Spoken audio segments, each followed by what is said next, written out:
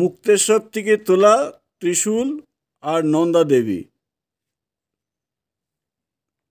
পুরো বরফে ঢাকা, সূর্যের আলোটা একটু পড়েছে।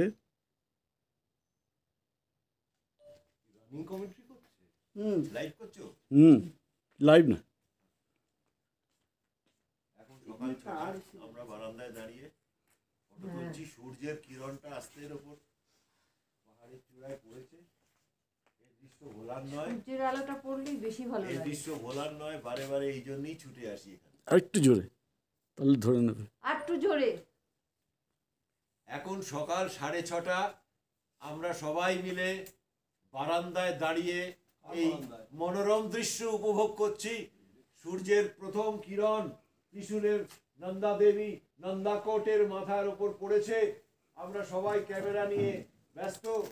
এই দৃশ্য ভোলার নয়, এই মনোরম দৃশ্য দেখতে আমরা বারে বারে এখানে ছুটে আসি। তোমার কমেন্ট্রিটা মনে হচ্ছে কি খেলার কমেন্ট্রি করছো। না, বেশ ভালো বলেছে, হ্যাঁ, হ্যাঁ, বেশ জোরে বেশ বলেছে, ভালো, খুব ভালো বলেছে।